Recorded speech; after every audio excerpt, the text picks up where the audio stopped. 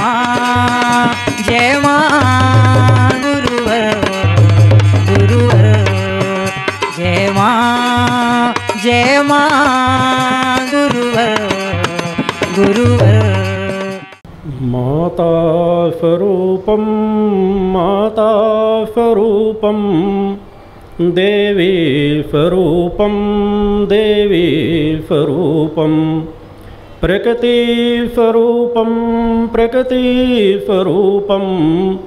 प्रणम्यम प्रणम्यम प्रणम्यम प्रणम्यम। बोल माता आदिशक्ति जगजननी जगदम्बा माते की।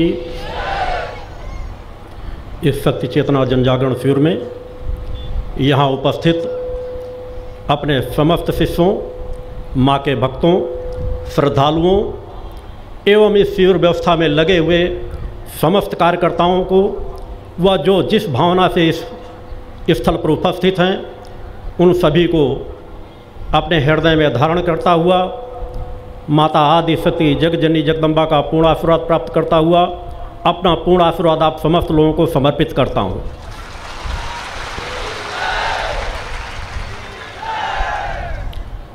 एक छोटा सा शब्द माँ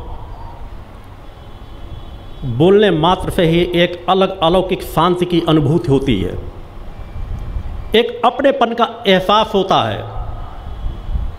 एक ऐसा शब्द जिस शब्द की गहराई अथाह है, शांति अथाह है, शक्ति अथाह है, जिस शब्द की गहराई आज तक न कोई पा सका है न कोई पा सकेगा। अलौकिक सामर्थ्य है इस माँ शब्द में। उस माँ शब्द के पूर्णत्व के स्वरूप को यदि मनुष्य समझ जाए और माँ शब्द की गहराई में डूब जाए तो आज समाज असहाय, असमर्थ, निरीहता का जो जीवन जी रहा है शायद वह चैतन्यता का जीवन जी रहा होता। माँ जिसके विषय में मेरे द्वारा पूर्व से आपको जानकारी दी गई है कि मेरी, आपकी, हम सभी की, समस्त जीवों की मूल सत्ता, हमारी आत्मा की जननी, समस्त जीवों की जननी माता आदि शक्ति जगजननी जगदम्बा ही है। ब्रह्मा विष्णु महेश इन समस्त लोग देवों की जननी माता आदि शक्ति जगजननी जगदम्बा है। हम अपनी आत्मा की जननी से यदि संबंध को गहराई से समझ जाएं तो हमारी समस्त समस्याओं का समाधान सहज भाव से प्राप्त हो जाता है। हम माँ से, अपनी आत्मा की जननी से, हर एक की आत्मा एक समान है। हर एक आत्मा के अंदर अलौकिक शक्ति सामर्थ्य है। हमारे वेद, पुराण, शास्त्र, उपनिषद, योगी, ऋषि, मुनि सभी ने चीख चीख करके कहा है कि हमारी आत्मा में यह निखिल ब्रह्मांड समाहित है। यही ब्रह्मांड नहीं है, यही सौरमंडल नहीं है, इस तरह के अनेकों सौर मंडलों की समस्त शक्तियां हमारी आत्मा के अंदर समाहित हैं। आत्मग्रंथ, आत्मज्ञान से बड़ा दुनिया पर कहीं पर भी दूसरा कोई ग्रंथ नहीं है। वेद आत्मा का अंश मात्र हैं। हमारे चारों वेद आत्मज्ञान का एक छोटा सा अंश मात्र हैं। आत्मा की दिव्यता, आत्मा की चैतन्यता, आत्मा की सामर्थ्य, आत्मा का ज्ञान जिसमें एक नहीं अनेकों ब्रह्मांड समाहित हैं। हमारे ऋषियों मुनियों ने उस आत्मा का शोधन किया, उस आत्मज्ञान की ओर बढ़े और जिसने जितना प्राप्त किया उन्होंने समाज को वह ज्ञान दिया। इसी भूतल पर हमारे अनेकों ऋषि मुनि हुए हैं। आज हम उनकी परंपरा को भूल चुके हैं। जिनके अंदर वाक शक्ति थी, वाक शक्ति के बल पर जो सब कुछ करने में सामर्थ्यवान थे, जिनमें आशीर्वाद देने की सामर्थ्य थी, जो नए स्वर्ग की रचना करने की सामर्थ्य रखते थे, जिनके समक्ष देवत्व भी झुकता था। यही वही भूमि है भारत भूमि, जहां नारियों के अंदर इतना बड़ा तपबल रहता था कि ब्रह्मा विष्णु महेश को भी पालने पर झूलने के लिए मजबूर कर देती थी शिष्य बनाकर। यह सामर्थ्य यही देश के वासियों के अंदर थी। अनेकों ऋषि मुनि हुए, अनेकों सिद्ध साधिकाएं हुई, अनेकों सतियां हुई जिनके पास अलौकिक सामर्थ्य थी। वह असमर्थ नहीं रहे। आज का समाज असमर्थ है, इसलिए वह सिर्फ बाहर की ओर देखना चाह रहा है। हम मां के उस अटूट रिश्ते को महसूस ही नहीं कर पा रहे कि जो मां ने हमें दे रखा है, हमको और कुछ मांगने की आवश्यकता ही नहीं है। हम फिर भी केवल मांगते चले जा रहे हैं, मांगते चले जा रहे हैं, और मांग भी किधर रहे हैं जहां से कुछ भी प्राप्त नहीं होना। मेरे द्वारा कहा गया है कि आत्मा, आत्मसत्ता, गुरु सत्ता और प्रकट सत्ता, ये तीनों सत्ताएं एक समान मान करके चलना चाहिए। आप अपनी आत्मा की साधना जब कर रहे होते हैं, तब भी आप गुरु की साधना कर रहे होते हैं, मां की आराधना कर रहे होते हैं, क्योंकि आत्मा उस परम सत्ता का अंश है। और परम सत्ता के अंश के किसी क्रमों से जुड़ करके जब हम आगे की ओर बढ़ना प्रारंभ कर देते हैं, तो हमें वह ज्ञान प्राप्त होता चला जाता है। आत्मज्ञान से बड़ा कोई दूसरा ज्ञान नहीं है। आत्मज्ञान की ओर बढ़ने के लिए बहुत से सरल मार्ग मेरे द्वारा बताए गए हैं। आज जो वेद, पुराण, शास्त्र, उपनिषदों का अध्ययन किया जाता है, किस लिए किया जाता है? उनका अध्ययन करके हमको यही तो मार्ग मिलता है कि हम कैसा जीवन जिए, कैसा हमारा आचार विचार हो, कैसा हमारा व्यवहार हो, प्रकट सत्ता के साथ हमारा कैसा संबंध हो, इष्ट के साथ कैसा संबंध हो, गुरु सत्ता के साथ कैसा संबंध हो, इस प्रकृति सत्ता को जो कुछ हम जड़ चेतन देख रहे हैं, इसके साथ हमारा कैसा व्यवहार हो, इसके साथ हमारा कैसा कर्तव्य हो। इन कर्तव्यों का ज्ञान ही तो कराते हैं। मगर आज धर्म की पूरी दिशा भटकती चली जा रही है। ग्रंथ ज्ञानी अनेकों हैं, मगर आत्मज्ञानी नहीं है। यदि आत्मज्ञानी होते तो समाज का पतन न होता। ग्रंथ ज्ञानियों की कोई कमी नहीं है। अनेकों लोग ग्रंथों के मर्मज्ञ हैं, रट लेते हैं कि रट्टू तोते के समान। वेद, पुराण, शास्त्र, उपनिषद बिल्कुल रटे हुए होंगे और इसी को अपनी तृप्ति मान लेते हैं। एक इंजीनियर यदि किसी मकान बनाने का पूरा ज्ञान प्राप्त कर ले कि वो नींव से लेकर के महल तक खड़ा करने का ज्ञान पूरा रखता है, इसी में तृप्त होकर के बैठ जाए, तो भवन का आनंद कभी नहीं प्राप्त कर सकता। ज्ञान है मगर भवन का निर्माण नहीं किया तो भवन का सुख नहीं प्राप्त कर सकता, ना भवनों का सुख दूसरों को दे सकता है। ये हमारे आजकल ग्रंथ ज्ञानियों की हो रही है। पूरा जीवन ग्रंथों के अध्ययन में लगा देते हैं और अध्ययन करके फिर लोगों को सुनाने में लगा देते हैं, इसी को अपनी तृप्ति मान लेते हैं। समाज को कैसा जीवन जीना है, समाज क्या कर्म करे, इससे समाज को सो दूर होता जा रहा है। उनका ज्ञान व्यवसायिक बन जाता है।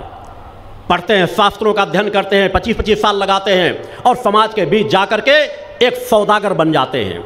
व्यवसायिक संबंध जुड़ जाता है, समाज का पतन वहीं से होता है। वह ज्ञान को परिपूर्ण मान लेते हैं कि हम सबसे बड़े ज्ञानी हैं और ज्ञान को सौदागर बन करके समाज को ज्ञान देना और समाज से अर्थ अर्जन करना, यह उनके मन मस्तिष्क में मूल उद्देश्य बन जाता है। आपका गुरु इनसे कोसों दूर है। आपके गुरु ने शिखर से शून्य की यात्रा तय की है। मेरा समाज से रिश्ता आत्मा का है, धन संपदा का नहीं, धन दौलत का नहीं। इसलिए मेरी आज से 20-25 साल से एक समान यात्रा चलती चली आ रही है कि मेरे लिए गरीब अमीर एक समान है। लाखों करोड़ों रुपए दे करके भी अगर कोई चाहे मुझसे 1 मिनट का समय प्राप्त कर ले तो 1 मिनट का समय प्राप्त नहीं कर सकता। मैं हर शिविरों में एक दिन अगर पहले से आ जाता हूं तो इस मानवता के समाज के कल्याण के लिए जो यहां उपस्थित होते हैं, एकांत साधना में, एकांत में साधना रत रहता हूं। अनेकों साधु संत सन्यासी कथावाचक आते होंगे, आने के बाद उनका एक एक मिनट का उपयोग करते हैं। एक एक मिनट का, एक एक पल का मैं भी उपयोग करता हूं। एक एक मिनट, एक एक पल का वो भी उपयोग करते हैं, शायद मुझसे भी ज्यादा। मगर उनका उपयोग समाज से सौदागिरी तय करने में लगता है कि कौन इस नगर का धनाढ्य सेठ है, कौन सबसे बड़ा अधिकारी है, किसको हम अपने पास बुला ले जो हमको धन के सहयोग कर देगा, हमारी व्यवस्थाओं में सहयोग कर देगा। एक भी उद्योगपति एक भी बड़ा धनाढ़ व्यक्ति उनसे छूटने नहीं पाता।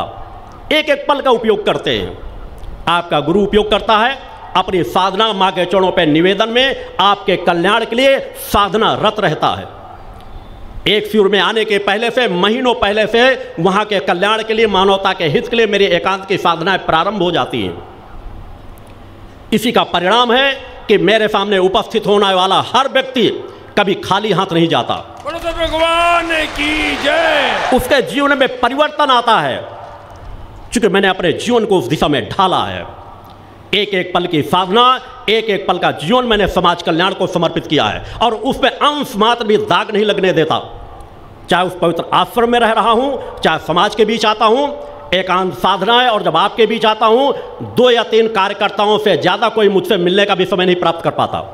शिविर के बाद केवल 1 दिन रुकता हूं, उसमें 2, 4, 6 लोगों को मिलने का समय देता हूं, और उसके बाद पुनः मेरी साधनात्मक यात्रा रहती है। साल में 2 या 3 शिविरों को ही मौका दिया जाता है।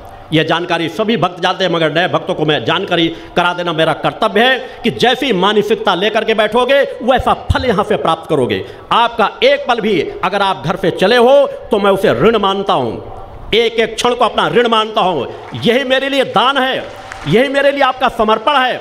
क्योंकि हो सकता है इस समय आप कोई दूसरा कार्य कर रहे होते, हो सकता है आप कहीं परिश्रम कर रहे होते, आपने वह जो समय दिया है वही समय मेरे लिए ऋण है, और इसके बाद बदले मेरे पास जो साधनात्मक तब्बल की ऊर्जा रहती है मैं आपको और समाज को समर्पित करता हूँ। भगवान की जय। नित्य का मेरा संकल्प रहता है, मैं आपके साथ बात करूं या ना करूं, आपके समक्ष बैठूं या ना बैठूं, यदि मैं कहीं एकांत स्थान पर रह करके भी जिस क्षेत्र में जैसा चिंतन डालना चाहता हूं वैसा प्रभाव वहां पड़ता है। इसका समाज हर पल मेरे जुड़े हुए शिष्य अनुभव करते हैं। एक यात्रा है, मेरे द्वारा कभी भी शिष्यों से अपना स्वागत नहीं कराया जाता। मेरा चरण पूजन भी मेरी तीनों बच्चियां करती हैं, पूजा संध्या ज्योति, जिनका जीवन भी मैंने मानवता के कल्याण के लिए समर्पित किया है, और उन्हें भी यह करने का सौभाग्य केवल इन शिविरों में प्राप्त होता है। बीच में भी वो कभी चाहें, निवेदन करती हैं, आग्रह करती हैं, तब भी मैं चरण पूजन करने का सौभाग्य नहीं प्रदान करता, और यह सौभाग्य भी समाज कल्याण को समर्पित रहता है। न मैं माल्यार्पण कराना पसंद करता हूं, न अपना स्वागत कराना पसंद करता हूं। मैं एक बहुत सामान्य सा जीवन जी करके आपको ऊपर की ओर बढ़ाने आया हूं। मैं उस परम शिखर से आपके बीच आया हूं कि आपको अपनी ऊर्जा तरंगों का प्रवाह दे करके उस शिखर की ओर बढ़ा सकूं, उस परम सत्ता के चरणों की ओर बढ़ा सकूं। इसलिए हर पल मेरी एकांत की साधना है, क्योंकि मैं जिस लक्ष्य की ओर लिए आया हूं, जिस कार्य करने के लिए आया हूं, उस परम सत्ता ने जो मुझे कार्य सौंपा है उसको पूरी सच्चाई, ईमानदारी, अपने ज्ञान, अपने सामर्थ्य के अनुसार एक पल की न्यूनता नहीं आने देता। 24 घंटे में मात्र 2.5 से 3 घंटे की नींद या विश्राम करता हूं। 2500 साल से मेरे साथ रहने वाले लोग देखते हैं, फिर भी मेरी चैतन्यता में मेरी कभी कमी नहीं आएगी। जब मैं अपनी साधना करता था उसी लगन, निष्ठा और विश्वास के साथ करता था। आज जब समाज कल्याण के लिए साधनाएं करता हूं तो उसी लगन, निष्ठा, विश्वास के साथ करता हूं। 2:30 बजे रात्रि से जग करके रात्रि को 11 बजे के पहले विश्राम नहीं रहता। उसके बाद में मध्य रात में कुछ न कुछ देर के लिए मैं ध्यान साधना बैठता हूँ। सभी को मालूम है, इस आप स्वतः आंकलन कर सकते हैं मुझे नींद कितने समय की मिलती होगी। और 2500 साल की एक यात्रा समाज के बीच समर्पित है। आज आपका स्वरूप जिस दिशा में भक्ति मानव कल्याण के कदम दर कदम आगे बढ़ाया जा रहा है, एक आस है, एक अपेक्षा है, मेरा संकल्प है कि मैंने अनेकों मार्गों पर बहुत विचार करके उस परम सत्ता ने जो कार्य सौंपा था, मैं चाहता तो दूसरा मार्ग अपना सकता था, धनवानों को पकड़ रहा होता, राजनेताओं को पकड़ रहा होता, धन संपदा के माध्यम से समाज के बीच कार्य कर रहा होता, मगर मैंने सबसे ज्यादा असमर्थ, असहाय, निरीह लोगों को सहारा देने का कार्य किया है। और सहारा भी ऐसा जिसे आज तक किसी ऋषि, मुनि, योगी, यति ने उस मार्ग को नहीं अपनाया। मैं अपने जो शब्द कहता हूं हमेशा विज्ञान को चुनौती देने के लिए तत्पर रहता हूं। मैं अपनी साधनात्मक ऊर्जा, अपने साधनात्मक तरंगों के माध्यम से कार्य करता हूं। उन तरंगों का, उस आभा मंडल के प्रभाव को आज विज्ञानिक के पास वो क्षमताएं हैं, उन वैज्ञानिक परीक्षण के माध्यम से शरीर का आंकलन कर सकते हैं। युग परिवर्तन का जब महाशंखनाद किया गया, क्योंकि अगर शिष्यों द्वारा यह जानकारी दे दी जाती है कि हमारे गुरुदेव जी की पूर्व कुंडली चेतना जागृत है, सातों चक्र जागृत है, तो समाज के कुछ नए लोगों में एक भ्रांति सी आती है कि इस कलिकाल में क्या संभव है मैंने कहा इसी काल में संभव है। यह कर्म करने का काल है, यह मां का युग आ चुका है, इस काल में सब कुछ संभव है। अनुभव करके देखना हो तो मैंने विज्ञान को चुनौती दी है कि इस भूतल पर और कोई एक ऐसा इंसान ला करके खड़ा कर दो, मेरी साधनात्मक ऊर्जा अगर मैं ध्यान के क्रम में 1 मिनट के लिए चला जाऊं, उसके बाद अगर मेरे शरीर का कोई स्पर्श भी करता है तो उसे करंट के झटके लगते हैं।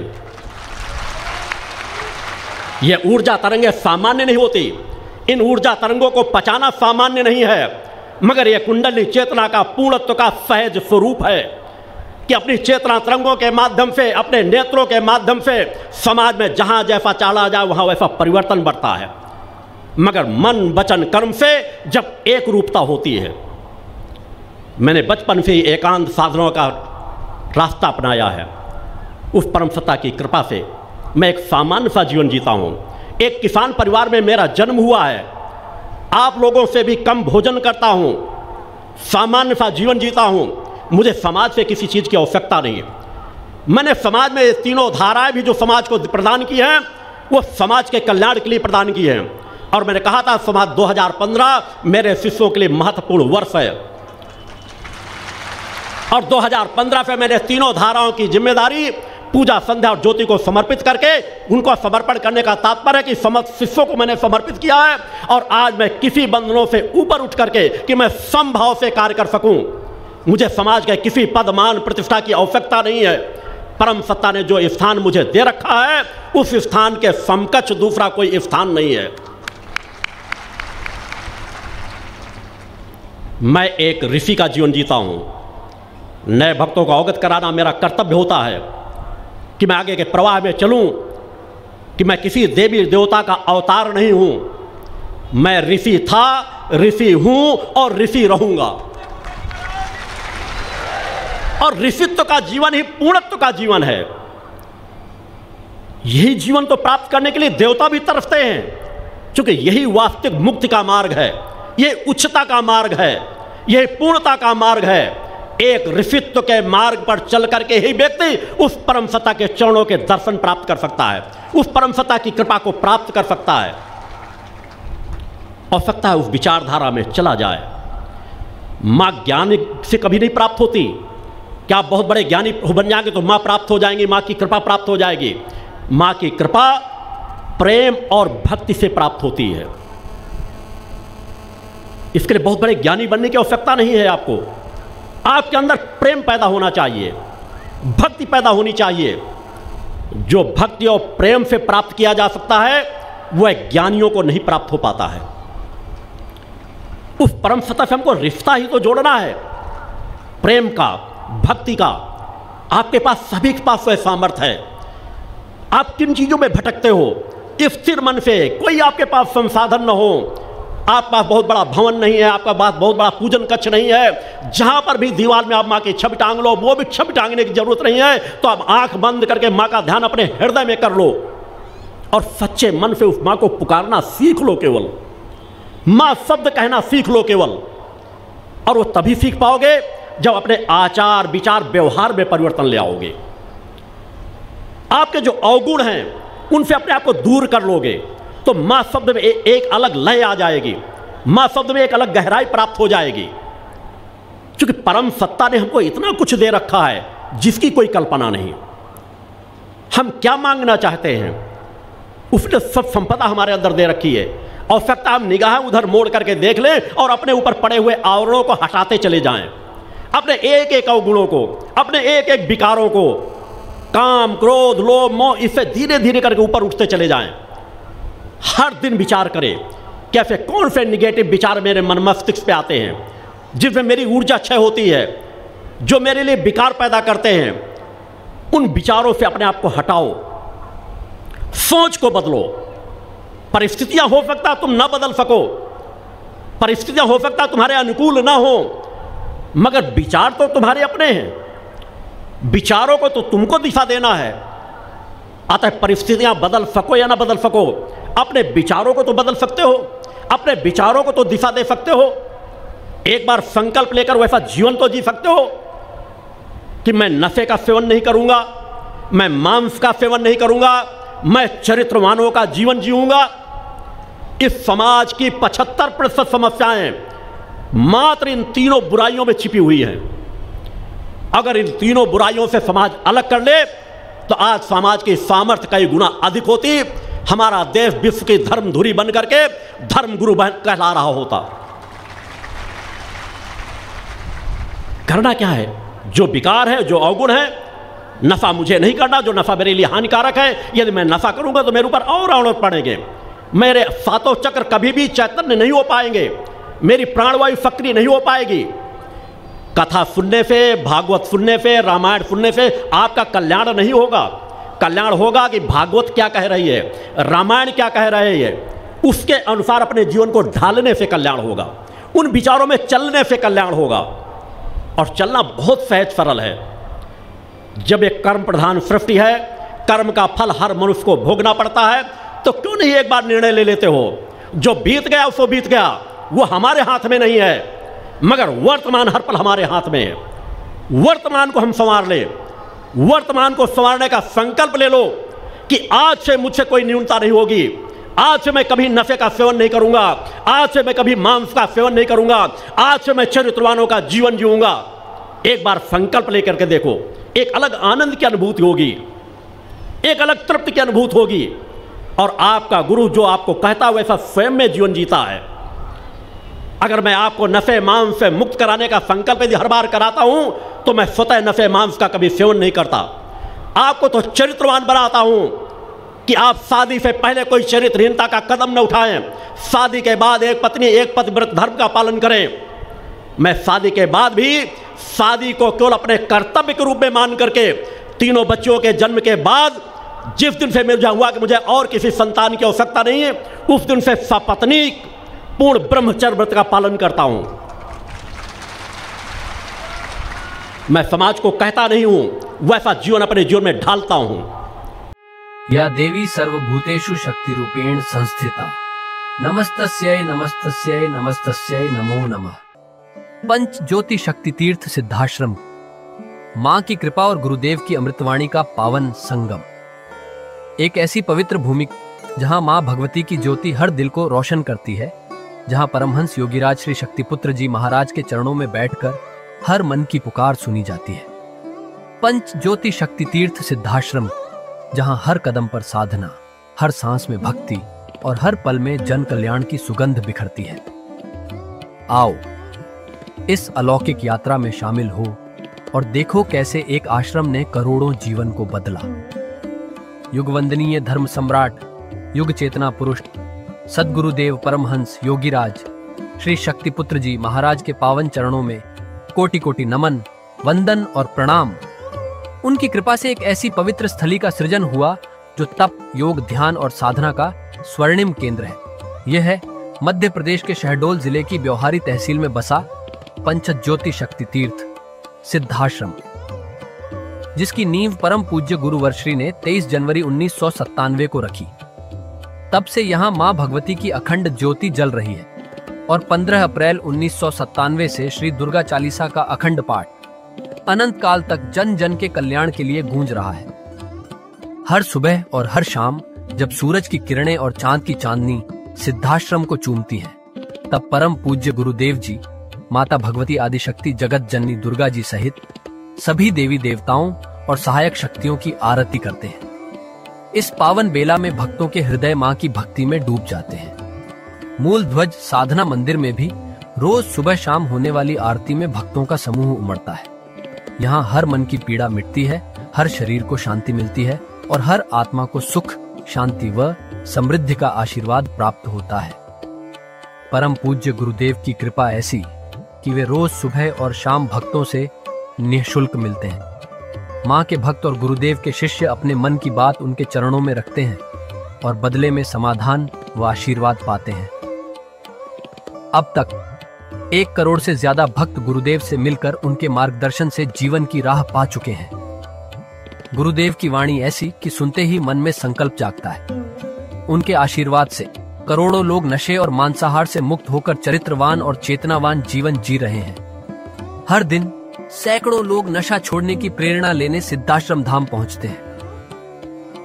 पूज्य गुरुदेव के 20 लाख से अधिक दीक्षा प्राप्त शिष्य आज के अधर्म और अन्याय के दौर में भी मां की ज्योति से अपने घरों को आलोकित करते हैं।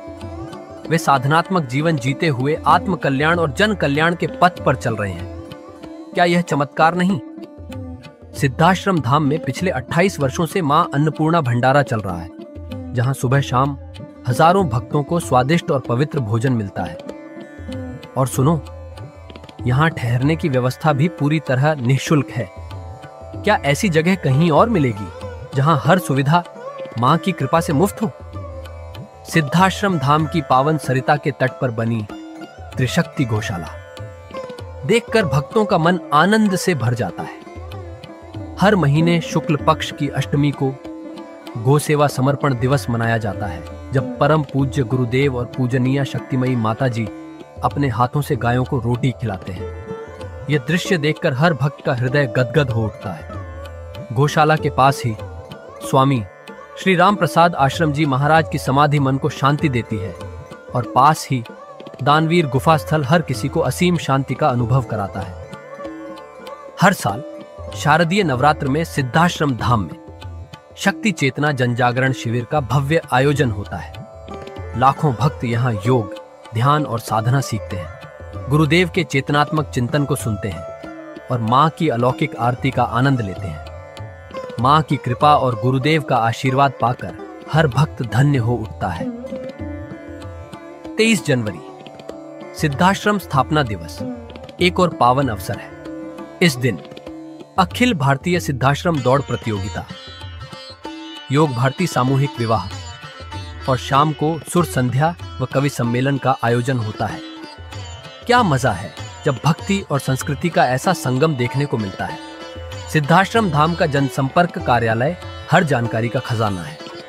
यहाँ से मासिक सिद्धाश्रम पत्रिका और साप्ताहिक संकल्प शक्ति अखबार मिलता है, जिसमें गुरुदेव की ऋषिवाणी और प्रेरक लेख पढ़ने को मिलते हैं। और हाँ, यहाँ माँ के प्रसाद के रूप में शक्ति जल भी निःशुल्क मिलता है। इस शक्ति जल ने करोड़ों लोगों को नशे और बीमारियों से मुक्त कर चेतनात्मक ऊर्जा दी है। क्या यह माँ की कृपा नहीं? जन कल्याण का एक और अनुपम उदाहरण है निःशुल्क वस्त्र सहायता केंद्र, जहां लाखों जरूरतमंदों को कपड़े दिए गए हैं। यह सिलसिला आज भी अनवरत चल रहा है। सिद्धाश्रम धाम में पौधारोपण का भी बड़ा काम होता है।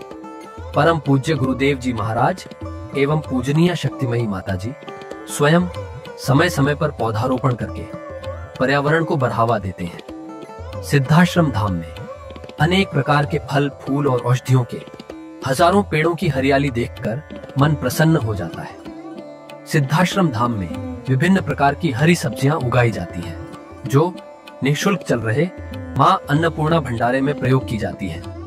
परम पूज्य गुरुदेव जी ने मानवता, धर्म रक्षा और राष्ट्र रक्षा के लिए 3 धाराएं बनाई हैं।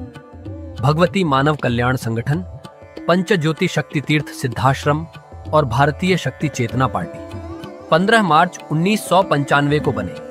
भगवती मानव कल्याण संगठन के 1 लाख से ज्यादा कार्यकर्ता नशा मुक्त, चरित्रवान और परोपकारी समाज बनाने में जुटे हैं। संगठन का नशा विरोधी आंदोलन इतना प्रभावी है कि पिछले कुछ सालों में 2000 से ज्यादा अवैध शराब माफियाओं पर कार्रवाई हुई। संगठन के समर्पित और कर्मठ कार्यकर्ता दिन रात इस मिशन में लगे हैं। Siddhashram Ayurveda and food products के जरिए शुद्ध दवाएं और खाद्य पदार्थ बनाए जाते हैं। इन्हें लेने या व्यापार के लिए एजेंसी पाने के इच्छुक लोग संपर्क कर सकते हैं। आओ सिद्धाश्रम की इस पावन यात्रा का हिस्सा बनो। यहाँ माँ का अखंड गुणगान सुनो, साधना में डूबो और परम पूज्य गुरुदेव के दर्शन कर जीवन को धन्य करो। भगवती मानव कल्याण संगठन तुम्हें मानवता, धर्म और राष्ट्र की सेवा में शामिल होने का सादर न्योता देता है। जय माता की, जय गुरुवर की।